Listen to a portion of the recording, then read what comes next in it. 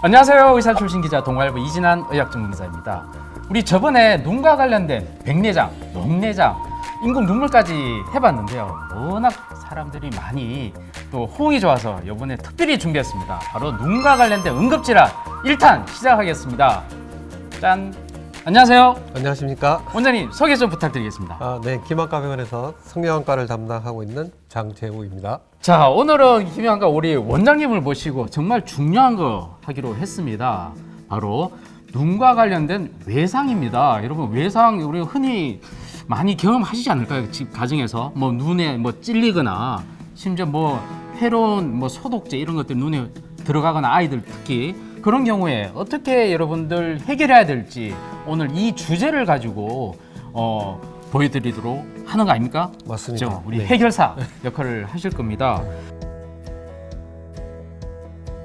자, 첫 번째 우리 눈에 뭐가 들어가면 어떻게 해야 되는지 그걸 알아보는 첫 번째 해결 방법 알아보도록 하겠습니다. 자, 요즘 응급처치 많이 하는 것 중에 하나가 바로 코로나 때문에 손을 막 빡빡 씻는 거 또는 손소독제 있지 않습니까? 그거 가지고 그렇죠. 발라서 하는데 이게 톡 펴가지고 눈에 쏙 들어갔어. 아니면 애들이 장난치다가 쭉 뿌렸는데 눈 속에 들어갔어요. 그런 손소독제 이거 굉장히 위험한 거 아닙니까? 근데 눈에 들어갔어. 그럼 어떻게 해야 됩니까? 대체? 손소독제가 네네. 그러니까 알코올이 70%이기 때문에 눈에 들어가면 네네. 눈에 화상을 일으킨다. 네네. 네, 그러니까 화학약품이기 때문에 화상을 일으킬 수가 있기 때문에 네네. 첫 번째 가장 먼저 해야 될 거는 눈 안에 들어간 그 손소독제의 농도를 낮춰줘야 되겠죠.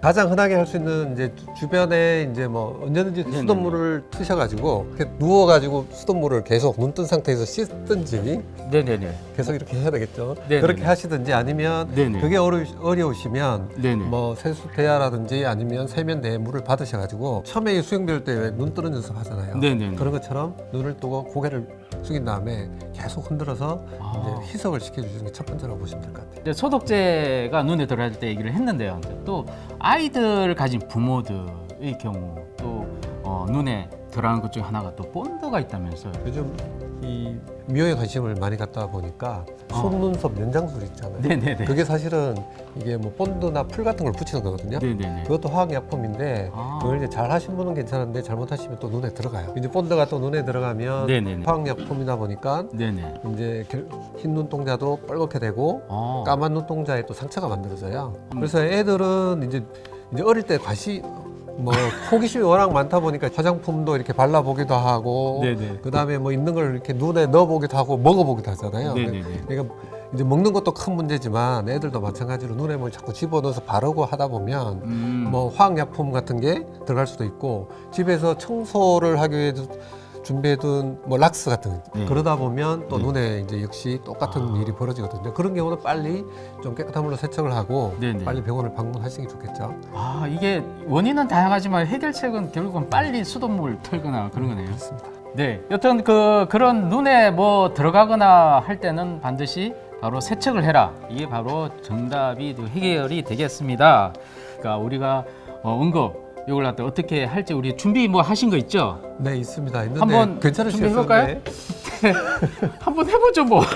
자, 제가 오른쪽 눈알이 만약에 소독제가 들어갔어요. 그래가 지금 응급이 생겼습니다. 그 집에서 어떻게 할지 원장님 소개 부탁합니다.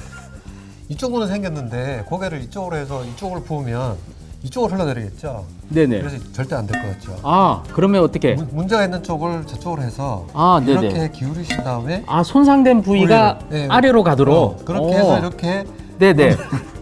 눈을 좀 뜨신 상태에서 이렇게 눈 뜨고요. 네, 이렇게 하시면 될 것 같아요. 야, 이거 정말 눈이 식히는 듯이 시원합니다.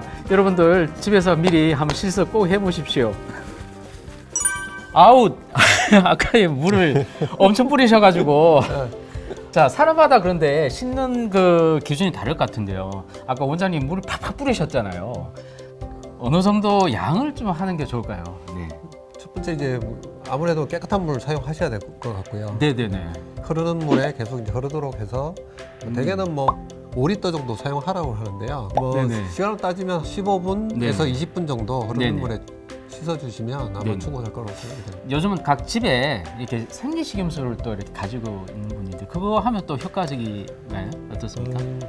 물론 물을 사용하셔도 되는데 생리식염수가 아무래도 조금 세균이라든지 이래서 좀 자유로울 수 있을 것 같아요. 네네네. 생리식염수가 보통 이게 이제 플라스틱병에 든 게 한 1리터 정도 되니까 네네.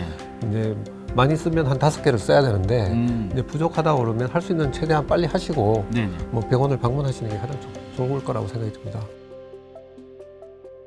그 다음 또 중요한 게 있죠. 우리 눈에 아까 뭐가 들어가는 게 아니라 눈에서 뭐 팍 이렇게 찔리는 거 있잖아요. 네. 그것도 응급 환자로 많이 오지 않습니까? 어떻습니까? 이제 추석 때가 되면 대개 이제 성묘를 가거나 해서 네네. 벌초도 많이 가죠. 아 맞아요. 벌써 많이 네. 갔다 와서 이렇게 눈에 찔린 사람들 많지 그렇죠. 않습니까? 예. 아 이제 그런 경우. 풀을 베기 위해서 요즘은 전동으로 된 예초기 같은 거 많이 쓰잖아요. 네네. 그런 걸 쓸 때 이제 칼날이 이렇게 돌다 보면 네네. 풀은 괜찮은데 네네. 거기에 걸려서 돌 같은 게 튈 수가 있어요. 아, 이제 그런 게 눈에 네네. 들어가거나 튀게 야, 되면 네네. 눈 안쪽에 그게 박히거나 들어가게 되면 와 심각한 문제가 생기는 거죠. 심각한 네. 게 아니라 진짜 심각해지겠는데요? 네네. 그 피도 나고 그럴 겁니까? 네. 그러면은 눈에 이런 게 들어갔을 때 어떻게 해야 될 거냐? 네네네. 아까는 무조건 빼야 된다고 생각했는데 그게 아니었는데. 네, 이제 옛날 우리 저기 뭐 대하드라마 이런 거 보면 화살이 눈에 박히면 멋있게 빼야죠. 당태종 같은 경우는 빼서 이게 눈알이 같이 뽑혀서 같이 이걸 뽑혀서. 씹어 먹었다는 얘기인데 그거는 진짜로 위험한 짓이라고 보십니다. 뭐든지 그래요? 눈 안에 뭐가 들어간 경우에는 손을 대지 말고 네. 그다음 누르지도 말고 손대지 말고 누르지도 말고 그냥 바로 그냥 앞에다가 뭘 보호할 수 있는 걸 댄 상태에서 바로 네네. 병원을 가셔야 돼요.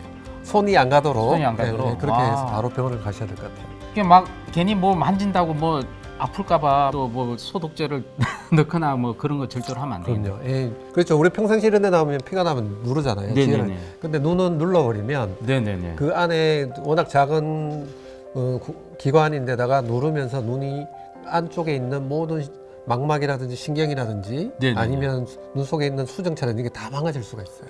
와. 네. 아무튼 그 눈에 찔렸을 경우에는 같아요. 예, 무조건 손대지 말고 바로 병원에 가야 됩니다, 여러분. 꼭 응급 조치 반드시 꼭 기억해 주시길 바라겠습니다.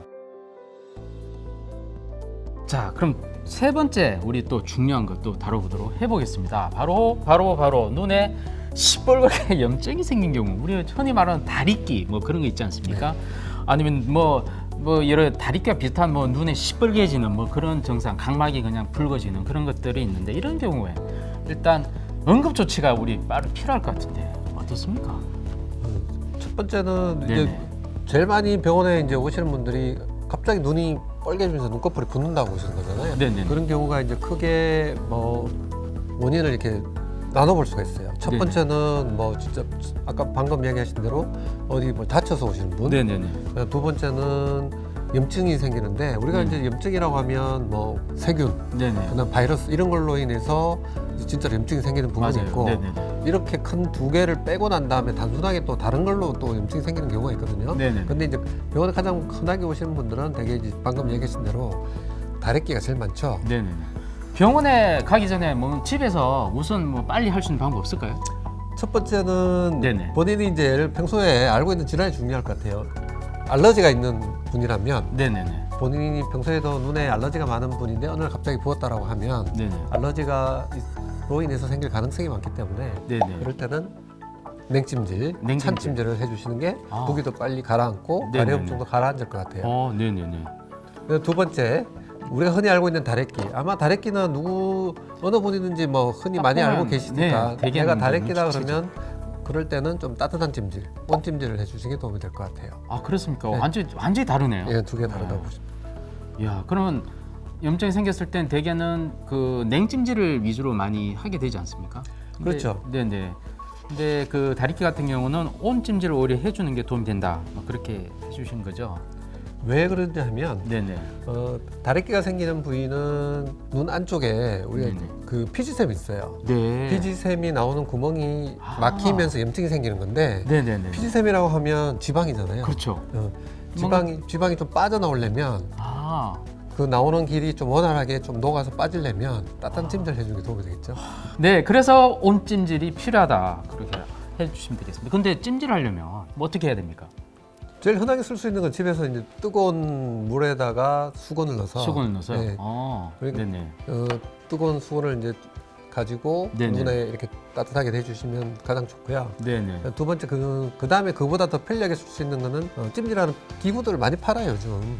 팝니까? 눈 모양대로 이렇게 딱 만든 얼굴에 이렇게 안대 모양대로 만들어진 게 네네. 있거든요. 네네네. 그 제가 찜질팩 한번 좀 또 실습을 한번 해보도록 하겠습니다. 아까 그 세책에 이어서 찜질팩까지. 자, 준비 많이 하셨네요, 원장님. 찜질팩 한번 해볼까요? 네네. 자, 원장님이 직접 준비하신 눈 찜질팩인데요. 야, 이거 어떻게 또 준비하셨네요. 그죠? 이게 없으면 수건으로 대체해도 수건으로 된다 이건데요. 자, 보여주시죠. 안대가 이렇게 생겼는데요. 네네. 이거를 따뜻한 물에 쓰시든지 전자레인지에 데피든지 하시면 네. 온찜질, 네. 냉동실에 들어가면 냉찜질. 네네. 그래서 이제 너무 뜨겁게 되면 지금은 네네. 이제 수건은 미처 준비를 못했는데요. 네네. 너무 뜨거우면 이렇게 수건을 앞뒤로 이렇게 한번 싸셔가지고 쓰셔도 네. 될 것 같고요. 네네. 이제 지금 상태에서 안경을 벗으시고요. 네네네. 요렇게 해서 이제 뒤쪽에 아, 이렇게 뜨거. 네네. 뒤에 이렇게 조이는 방법이 있습니다. 네. 이렇게 쓰시면 되는데 네네. 이 찜질을 쓰실 때 이제 또 그렇다고 해서 너무 눈에 바짝 붙여가지고 네네. 쓰시게 되면 네네. 너무 뜨거울 하면 또 화상을 입을 수가 있겠죠. 부드럽게 그냥 갖다 대는 게 가장 중요하고 되게 온도 한 몇 도 정도가 적당할까요? 보통 쓰실 때 이제 네네. 아까 제가 처음에도 말씀드렸지만 너무 뜨겁게 되면 수건을 좀 쓰시는 게 좋겠다 말씀을 드린 게 어른인 경우에 좀 뜨거우면 뭐 그냥 뺄 수도 있는데 애들한테 잘못 쓰시다 보면 그렇죠. 뜨거울 때는 화상을 입을 수가 있잖아요. 네네. 그래서 네네. 이 만져서 네. 어느 정도 이렇게 우리가 목욕탕 들어갈 때도 이렇게 이렇게 뭐 발을 담가보니 손을 이렇게 넣어봐서 네네. 들어갈 만한가를 알듯이 네네. 마찬가지로 이건 역시도 이렇게 좀 손으로 만져봐서 너무 뜨겁지 않은 정도로 따뜻한 정도면 충분할 거라고 생각합니다. 알겠습니다. 드디어 냉찜질, 옹찜질에 하는 방법 그리고 어느 정도 해야 될지 알아봤습니다. 자, 그 다음 또 넘어가도록 하겠습니다.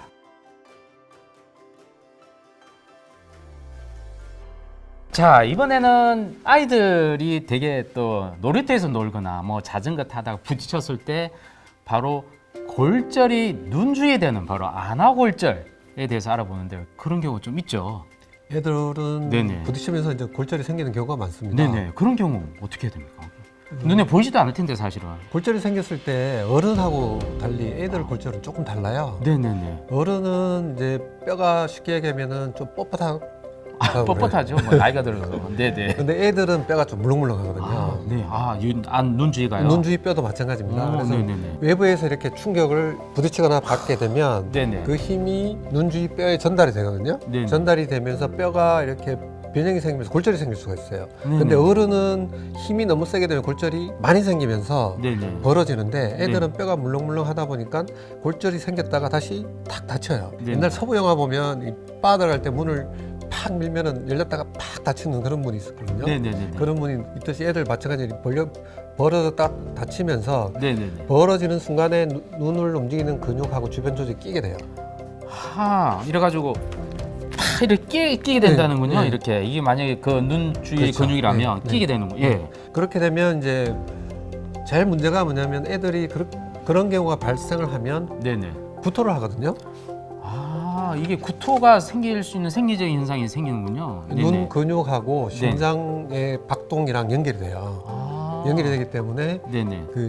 우리가 미주신경이라고 하는 신경, 그 신경 때문에 네네. 구토를 하는 경우가 생기는데 네네. 다쳐서 애들이 구토를 하기 시작하면 대개 이제 대학병원 응급실 가죠. 애가 구토를 하면 제일 먼저 머리 사진, 네네. 뇌 CT부터 찍거든요. 예. 근데 아무리 찍어도 아무 이상이 없죠. 네네네. 근데 그런 경우는 눈 CT를 찍어서 골절 있는 걸 꼭 확인을 해주셔야 돼요. 야, 그러니까 부모나 의사가 이게 상당히 놓칠 수 있는 그런 그 것이 중에 하나라고 보시면 되죠. 네네네. 근데 되게 안아 골절 생기면 주변에 좀 많이 붓습니까? 어떻습니까? 눈 주위가? 눈 주위는 이제 많이 붓는데요. 네네. 어른의 경우는 되게 이제 눈 주위가 뭐 멍도 말도 붓는 경우가 많은데 애들 지금 말씀드린 같은 경우는 이제 영어로는 화이트 블로아웃 프랙처라고 그러는데 네. 왜 화이트라고 붙였냐 하면 다쳤는데도 불구하고 네. 이 별로 푼 것도 없고 네. 눈이 빨개진 것도 없고 그런 거예요. 그러면 눈에 이게 문제 생긴지 어떻게 합니까? 네, 부모 입장에서는. 그래서 아까 말씀드린 것처럼 애들이 다치거나 했을 때 구토를 하거나 하면 머리를 봐야 되지만 네네. 눈 주위를 다쳤다면 꼭 안아골절이 있는지를 검사를 꼭 해보셔야 된다는. 중요한 팁 꼭 기억하도록 하십시오. 자, 눈과 관련해서 눈에 찔리거나 이물질이 들어가거나 또 안아 골절까지 생긴 것에 대해서 응급조치 방법을 원장님께서 쉽게 풀어봤습니다. 자, 다음에 2탄 또 만들어볼까요? 네, 그렇게 하시죠. 2탄은 바로 우리 눈 속에 있는 내용으로 한번 만들어 보도록 하겠습니다. 기대해 주십시오.